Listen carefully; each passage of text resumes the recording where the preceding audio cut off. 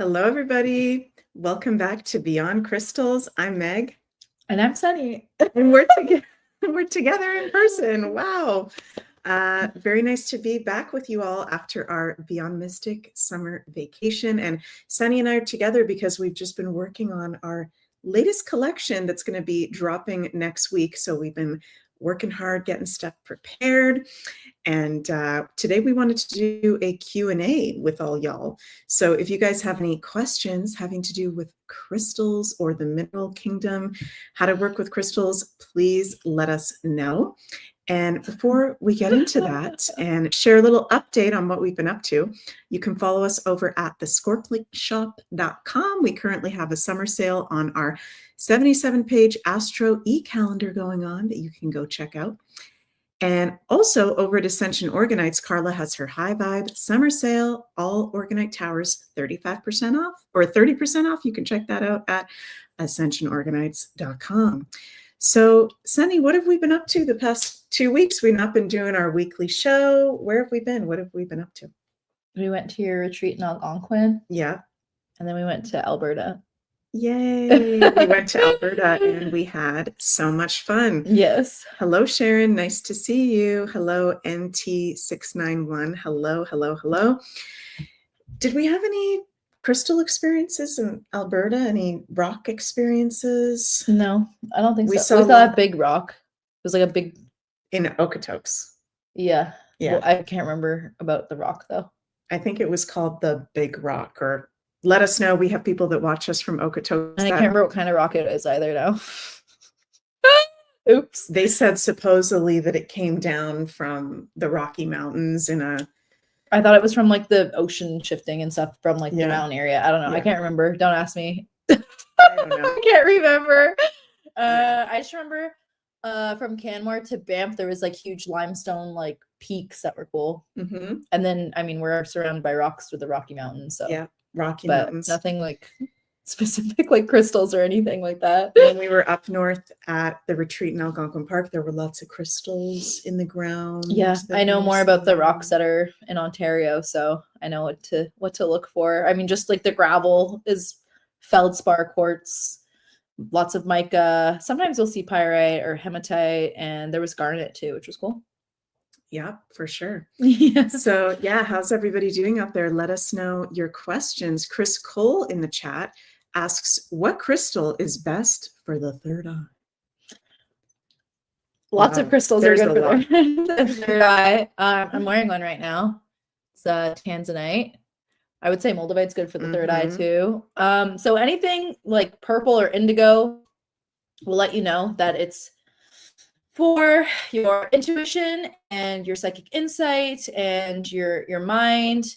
So yeah, like the purple fluorite, blue fluorite, lapis lazuli, amethyst, charoite is purple, purpurite, shungite, all the purple stones, tanzanite.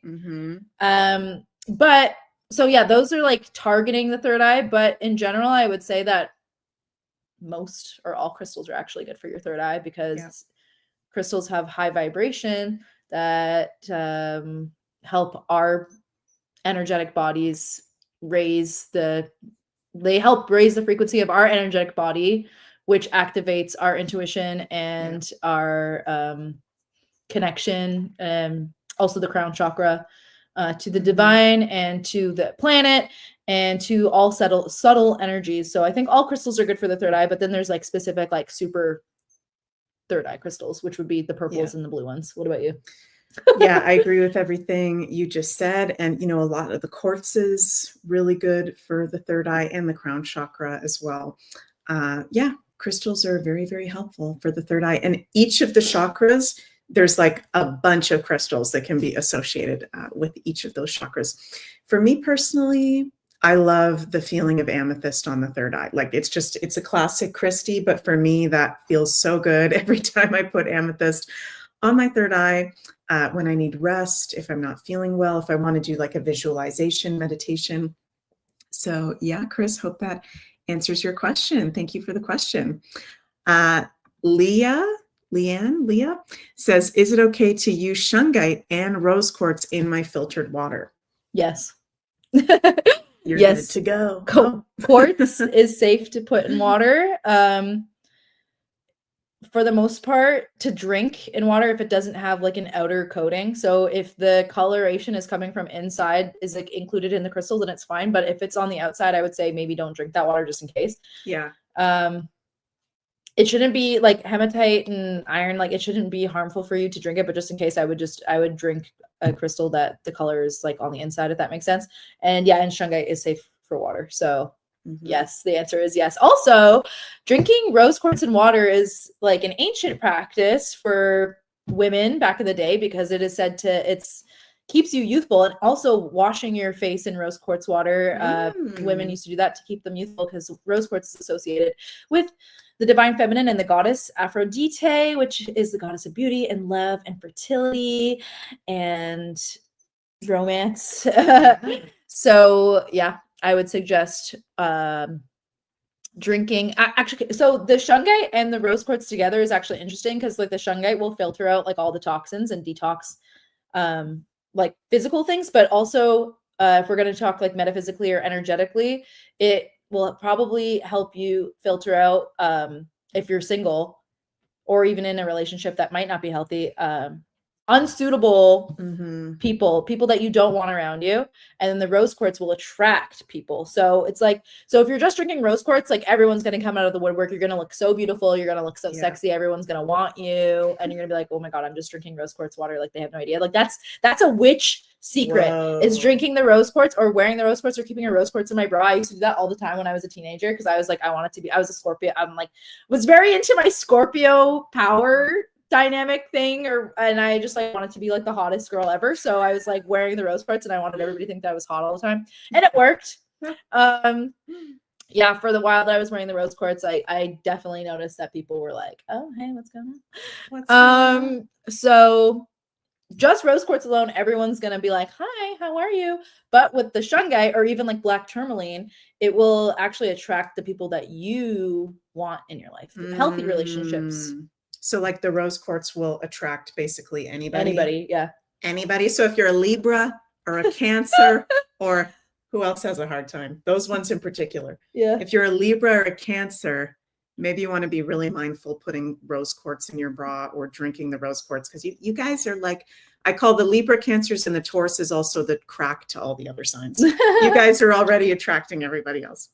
I feel like Scorpio's like that too, though. We're magnetic. Yeah. Loves it. Sorry, guys. I'm like, I always play with my hair. I'm not happy with my hair right now. Next, we've got ACN. What crystals are best for protection? Oh, again, there's a lot. And also, I'm glad that there's a lot, because we all resonate with different things. So, for example, I'll go with what I'm wearing right now. Obsidian is a classic stone for protection. I never used to really like obsidian. I liked it for specific things in crystal healing on other people, but for myself specifically, I didn't really like it. Now I like it. I'm into it. I'm feeling the vibes. So black obsidian is a classic protection stone. Yeah. Black tourmaline. So anything black, basically, that's going to be good for protection and for grounding and for detoxing and for our light just went out. Sorry. And for getting the creepy crawlies away from you. Yeah. Not just physically, but also spiritually. So like low vibrational energies. If you're going to go do paranormal stuff, like a black tourmaline would be great to have, or a black obsidian would be great to have. With the obsidian, I would say to cleanse it for sure after, because obsidian can like absorb stuff. Yeah. Whereas black tourmaline just like is like a recycler of energy. It transmutes energy and transforms it back into its natural state. And again, purple stones, red stones. I don't know why this light keeps going I was gonna say red stones for sure. Yeah, red stones. And then it's like different types of protection. So what do you like? We were talking about before. What do you want protection? Do you need psychic protection? Do you need physical protection? Do you need protection while traveling? Yeah. Do you need protection overseas? So again, aquamarine would be a good stone for protecting you while you're traveling. Turquoise, yeah. Yeah. Red. Lots of the red ones. good for protection against Yeah. people as well, and against Mm. enemies as well. I would say red's good for psychic protection, but also for what is going on for Totally. physical protection against enemies. And like I'm saying like enemies, like I'm literally thinking like literal like medieval times, like war and stuff like that. Like that's Right. what that's what I'm thinking of. But there's wars going on here too. There's Spiritual wars. there's spiritual wars and there's physical wars going on. So yeah, thank you for the question. Mike asks, which crystal is best for luck on the road and road safety? That's a very good question. luck on the road. What does that mean? Luck Like on the road. Like while you're traveling? Luck while you're traveling on the road. Just like good fortune. Good vibes, good fortune. Okay. For some reason, I'm picturing like fuchsite. I don't know why. Maybe that's specific for you, which is a fuchsite is green mica. I don't know why. I guess it's like the luck part of it is also grounding because it's green. In the car, I like to do septarian. That's a good one. Which is in our Pisces kit. I like to have sometimes black tourmaline, shungite. And for myself personally, I really like aquamarine for traveling, whether it's over water or in the car. I have like an aquamarine, like little pouch in my car. Aventurine maybe too. It's green. What do you think? Yeah, the blue ones. Well, for me, I've got Mars in the third house. Yeah, so I know everybody's different. Yeah, it's different depending on each of us, but I love the aquamarine. I always have a turquoise on me when I'm on the road. Citrine is coming to mind also for you, Mike. Carnelian, I heard too. Yeah. And also you guys remember that whatever crystals you're being drawn to, if you're like looking at the scorpionshop.com or you're in person at a crystal store or any other crystal shop, go with what you're feeling drawn to, right? Because there's so many different crystals. We each have totally unique different energies. So yeah, go with what you feel guided with. Thank you very much for the question, Mike. Good one. Trish, this is an interesting one too. I had surgery today, hip replacement. What is the best crystal to clear the anesthesia? Fluorite. Yeah. Or tourmaline. You know what's a really good book? That Crystal Prescriptions book. Did you ever have that? Crystal Prescriptions by Judy Hall? No. It's literally... I didn't even know that was a thing. Yeah, like she literally probably will have anesthesia in there, and then she's channeled the crystals that she thinks is good. Any kind of health issue, Crystal Prescriptions by Judy Hall. That's a great little pocketbook. But yeah, fluorite. Yeah, fluorite. Fluorite master. I would say selenite, kyanite, black kyanite, and blue kyanite, shungite green too. kyanite, shungite. Who knows what the F is in shungite, that. copper. Yeah. Cool, Trish. Good luck with all that. All good for clearing and cleansing and physical health. Yeah. Hope you heal up fast. Bjorny says, does the pink Himalayan salt cleanse your body? All salt cleanses your body. All salt. And your energetic body. And it's very protective. Also, again, going back to protection stones, salt is the ultimate witch's mineral for protection. You know, you make the circle with the salt, or you put salt around the house. Yeah. And there's lots of actual like salt crystals, and not just like pink crystals. There's a crystal called halite, which comes in blue, white, and pink, and they're very pretty salt crystals. I love halite. Yeah, so I would say yes. Salt is the negative ions or whatever it cleanses. Julie asks, any crystal suggestions for a person with dementia? Fluorite. Fluorite. Fluorite, apatite. For the mind, for the brain. Maybe tanzanite, but that might be like a little bit advanced. There's another one that's good for memory. Oh, the white one, howlite. Is that good for memory? Yeah. Howlite. Howlite, memory. Oh, calcite. Calcite is really good for memory. All different types of calcite. Yeah. Maybe you can find, depending on like maybe what that person's favorite color is or what colors they like to surround themselves with. Calcite is very good, and it's depending on for the most part, it's not too expensive. I mean, there's different qualities of calcite, but all the different colors usually are on the lower price range, so that's good. Yeah. But yeah, I think calcite's one of the best ones for memory too. And it's gentle too. But Yeah. fluorite and calcite maybe together. Ooh, that would be good. That's nice. Thank you, Julie. Chris asks, what is the origin of black obsidian? It seems so magic. Well, I don't know the exact origin, but I know that it's created from the impact of volcanic eruption underneath the ground. The earth gets so hot that it creates glass with the minerals and the silica that's in the earth, and it's not like right at the volcano. You'll find it like in the earth, in soil, like near trees and stuff, like further away. So there are volcanoes in South America. Is there volcanoes in Mexico or no? I don't think there is. But I feel like there's not, but I could be wrong about that. But yeah, I feel like there's not. I don't think there is, but why is there so much there? Because I think like the obsidian like travels all under the ground. Yeah.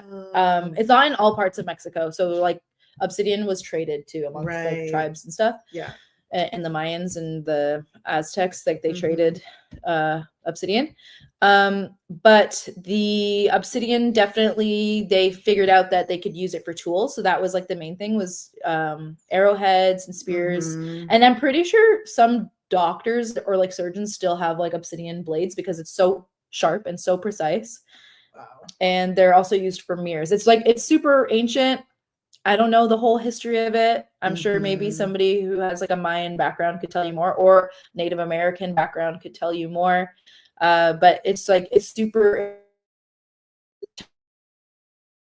protection, not only because it be used for weapons, but energetically it does absorb negativity, and also using it as a mirror, it actually shows you the truth, and it can help you like manifest who you really are. And when you look at it in the mirror, you're seeing yourself like on the other side. It's like seeing beyond the veil, seeing like your spiritual self. So when you look into it, sometimes you need to be careful like what you're thinking. That's why I think obsidian kind of freaked me out before, because I felt like it was a stone that, it's funny because it's so popular, but you actually really need to be careful with it because it will manifest like whatever you're thinking or whatever you're seeing, because it's a mirror. It's a black mirror. You know that show Black Mirror? That's why Black Mirror freaks me out so much too, because when I'm watching it, it's predictive programming and I'm like, I don't want this, but it's looking into the black mirror. Whatever you're thinking or whatever you're feeling, you literally can create. It's a manifestation tool. Yeah, definitely. That's one of those ones that whenever I see it around in my room or office, I'm always like, oh shit. Okay. Yeah. It's literally like a portal. Yeah. Black obsidian. That's why I like this one. It kind of has, one side is just clear, or not clear, but like empty. And one side has the jaguar on it. So it's like kind of guided by the power of the jaguar. And the jaguar in Mayan is like the nighttime, the dream traveler. So he's a protector. Very protective. Crystal Listener says, what are some good ones for ascension? Well, we were talking about one in our upcoming thing today. It's the Lemurian upcoming launch next week. Yeah. One of these crystals, well, we're going to say it, is going to be in our upcoming launch, and it is Lemurian quartz for sure, is a stone for ascension. Again, I would say that like most crystals, again, would be good for ascension just because they raise your vibration, but then there's the other stones that have like a really high vibration. Yeah. I think Lemurian quartz is a one that's like really easily accessible to everybody. Kyanite. I was gonna say danburite. Kunzite. Larimar. Again, it's a broad question to answer because again, there's like different paths that we need to take towards ascension. So again, should I say I'm going to talk about Larimar now? So Larimar, you might not think of it as a stone for ascension, but some people really need help with coping with their emotions, or learning how to process their emotions, or learning how to express their emotions or communicate their emotions. And that might be part of your journey to ascension, is to clear the emotional blockages and really like start working with what's going on inside.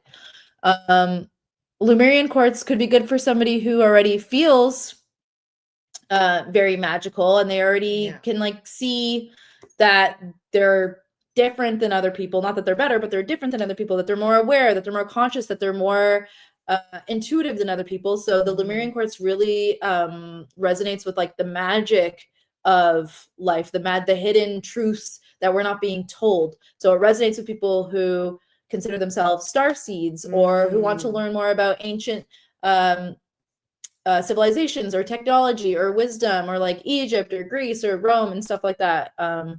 Yeah, for sure. Thank you for the question, crystal listener. there's a lot. I think we only listed like 3. I would mean, say there's so moldavite many. too. Moldavite, like all the tektites. Oasis Mecca asks, any suggestion? What? I was gonna say we're gonna need to do like 50 Q&As. Maybe like a monthly Q&A. Yeah, we definitely need to. Yeah. Any suggestions for crystals raising my frequency and then maintaining that frequency? Danburite, aquamarine, moldavite. This, once you go moldavite, yeah. Okay, there's no going back. I would say all tektites. Yeah. What did I just say before? Oh, Danburite. All beryls, which is aquamarine, morganite, emerald, heliodor. Maintaining that frequency. Well, they all kind of raise your frequency. Yeah, but if you're looking for like a really high one, I would say danburite. I mean, in my personal experience, when I first used danburite, and I was working with crystals for a long time, but when I first used danburite, it was like, oh my God, it was like, I'm feeling something like I haven't felt in so long. Like when I first started working with crystals, I could actually feel the power of each crystal, like raising my energy to like the next level. And it was years since I felt that. And then when I had danburite, it was like, I felt it in like the thymus, like higher heart area, which makes sense because it's like a light pink. And I think there's like another, like a pseudo chakra or something between your heart and your throat. Yeah. And the higher heart chakra. And my whole body was like vibrating and buzzing, and I could actually energetically feel like my energetic body like raising its frequency. Wow. Yeah. So that's powerful. I don't know if that will happen to everybody, but for me, that's danburite for sure. And danburite is also great for dreaming and having like very vivid and inspirational and like spiritual dreams where you're like channeling information, like higher knowledge. So yeah, that's my personal experience. There's also something called petalite, which I haven't worked with. You were gonna say that petalite, right now? That's so weird. Okay, that is weird. I had petalite and now I don't know where it is. Same. But that's like a very high vibrational. I don't know where mine is either, and I haven't seen it. So both of our petalites have gone into a different dimension. Yeah, that happens sometimes, you guys. Sometimes the crystals go away for a little bit and they come back. I'd also say it's very important to cleanse most of your crystals on a regular basis so that they maintain their frequency and their vibration, so that then you can maintain your frequency while working with them. Or else they might not be that happy. They if they're really helping you process through a lot, or they're in a heavy space or in a heavy room, they need to be cleansed on a regular basis. What are your favorite ways of cleansing the crystals? I like to use my breath. I like to use sound, and I like to literally just ask it to be vibrating at its highest frequency. I like hold it, and I like picture the energy around the crystal. The energy that the crystal is emitting is like clear as it came out of the ground. And I ask that you vibrate at your highest frequency, and I feel the energy of the crystal all around me. And then I'll take in a deep breath, and then I'll blow my air or breath all over the crystal. And that's my favorite way to cleanse. Sometimes I like, depending on which crystal it is, sometimes I like to put them underwater or in water. I like to bring them to lakes, rivers, seas, oceans, streams, waterfalls. I like that. And it just depends. Like each crystal tells me what it likes. And other crystals I actually like to put in the ground or on the ground, under trees, in the garden, and dirt. Smudging's okay. I don't mind that once in a while. Yeah. But I really like frequency, sound, my voice, my intentions, and what are the best. What about you? Yeah. For me, I think my favorite is putting them outside if possible, like actually in the grass, on the ground, with a really good like full moon that's supportive. Not every full moon or eclipse is good to put your crystals out. full moons there's always some challenging aspects going on in the astrology, but if there's like really adverse aspects or things going on, I won't put it out. But if it's a nice like full moon in Cancer, what else? Full moon in Taurus. I put my crystals out on the Scorpio eclipse. Well, I knew it wasn't the best, but I was like, if anybody can handle it, it's me. Yeah. I wouldn't suggest it, but no, I knew that I needed That's it. a little intense. But... yeah, singing bowls. I like to use my singing bowls when I'm cleansing the crystals too, for sure. Yeah. Gong, drums. Yeah. Oh my gosh, so many questions. So many questions. Thank you guys so much. Okay, let's see. This is interesting. Celtic ship. Are there any crystals to add to a garden that would attract birds, butterflies, bees? That makes me think of like the fairies and elementals. I would say like micas, like anything sparkly. Yeah, sparkle. Angelite, apophyllite. It's kind of hard to get these days, but green apophyllite I've noticed like really attracts animals and friendships and like the elementals for sure. Mm-hmm. Green apophyllite. You could do clear apophyllite too, but I really find that green apophyllite, especially for like the elementals. Spirit quartz. I feel like there's something else that I can. Yeah, spirit quartz. There's another one we're forgetting. Different micas. My mind is like with this Mercury retrograde starting on Friday. I feel like I can't even think properly. Different, like sometimes hematite can be sparkly in quartz, so it could be like a specular hematite, or it could be actually like the red hematite in quartz, which some people call strawberry quartz. Mm-hmm. Like anything that's like sparkly like that. Citrine. Mm-hmm. Yeah. Cool. Okay. Another one from Leah. Is it okay to keep lots of different crystals in a glass dish together near the bed at night, or one certain crystal? I think it's important to notice how you feel, mm-hmm. how you're feeling physically, emotionally, spiritually with the crystals next to your bed. Like how I shared about every time I look at my black obsidian palm stone, I'm like, oh crap, that's very, very powerful. Like I need to be careful how much I look at it, where I have it placed. There was a long time I had that beside my bed, and then I moved it to my desk area. So just follow your own feelings, but I think it just depends on, it depends, because like, I think I answered this question a few weeks ago. When I first started working with crystals, I just put a bunch of my tumbled stones in a little pouch and I put them under my pillow just so I could like try and figure out what they are and what's mm-hmm. going on with them.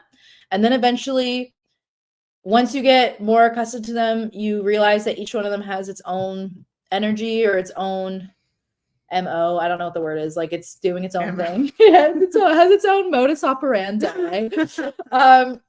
It has its own mission, I guess. Yeah. And then you'll intuitively feel like, oh, what do I need tonight? Or what energy do I need tonight? What energy do I need throughout my day? Because it's whatever you're sleeping with, like that's the energy that's going to go with you throughout like the day. So I think if you're just trying to learn about your crystals, I think it's okay. But then over time, like it will become like more intentional, and then you'll know you could set up like a little grid beside your bed or like a little display of crystals around your bed. Mine changes all the time. I usually the crystals that I have around my bed at a time usually have like similar like frequencies. Sometimes I'll have like all grounding crystals. Like at one point I had one of Carla's organite. It was the Scorpio organite. Mm-hmm. I had red jasper. I had jade. I had the black obsidian, and I had like very grounding stones and shungite on my bed. Mm-hmm. And now I have like more higher like angelic frequency stones around my bed. Yeah. So it just depends on like what you're working on and like what's going on with you. But I don't think it's bad. I just think it depends on like what you need or what's going on. Mm-hmm. Does that answer? I don't know. Does that answer? Yeah. I always have really protective crystals around because I naturally astral travel a lot. So selenite, amethyst, black tourmaline, all those guys. Okay. We'll do a couple more and then we're going to finish up today's show. 21 Flip says, what is the best crystal to help relieve nerve pain? I keep wanting to say fluorite. I think spirit quartz too.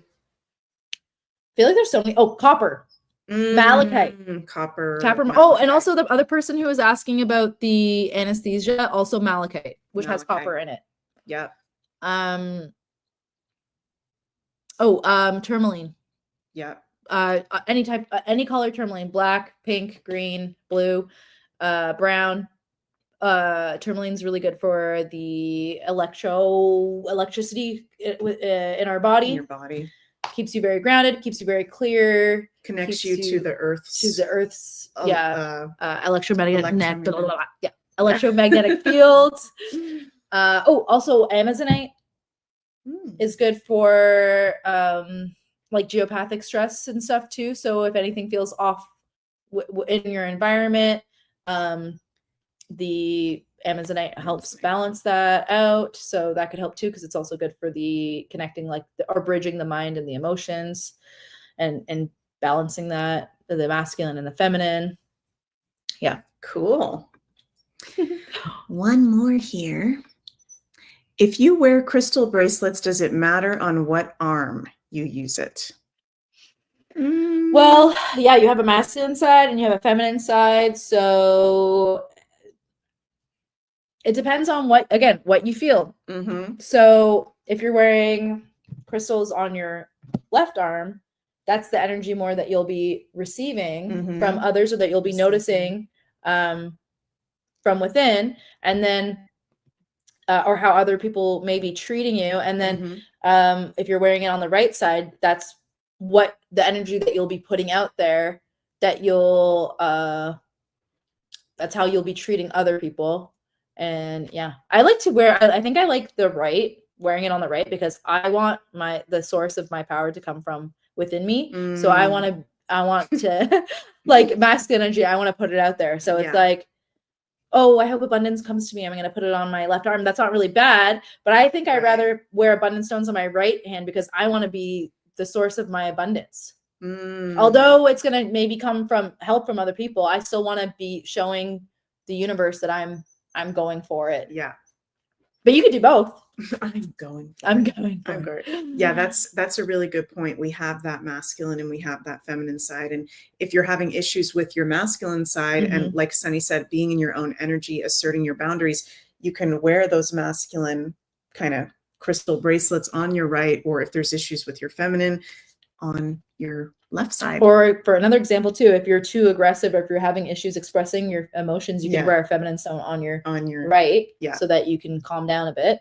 Simmer down. Yeah, maybe I need to do that.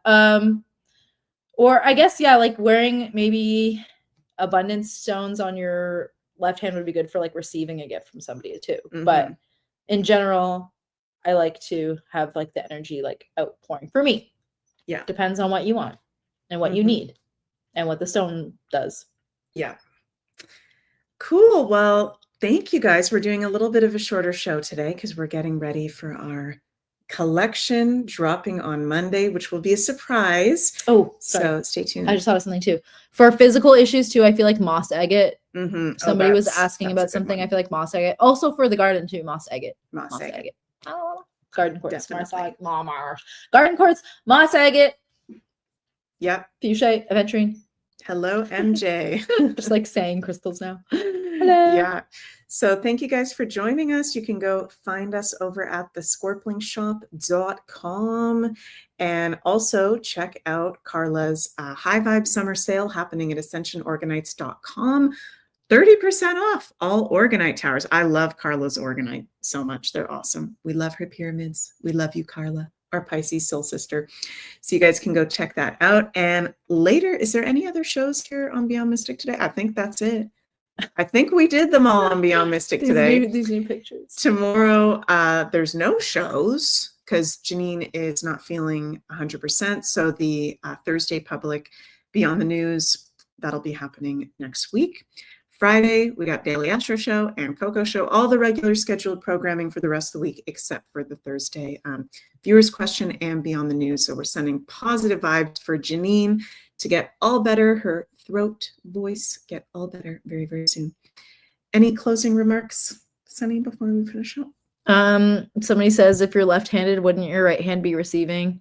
No, because your left is your feminine and your right is your Masculine.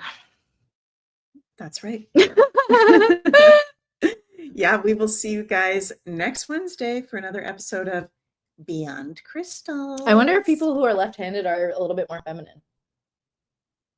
My brother's left-handed. My cousin's left-handed, and she's like very much like very feminine and into her emotions, which is funny because she's a very physical person and she's very active, but she's Taurus. But yeah, she cries all the time. She's very emotional and she's very feminine. Yeah, which is funny. That is funny. I don't know who else I know. I don't know that many people. I think when I play sports, sometimes I'm left-handed, which is weird. Because I'm right-handed. Yeah.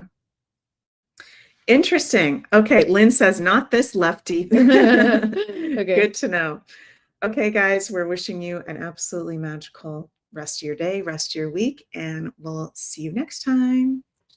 Bye. Bye. Love you. Thank you.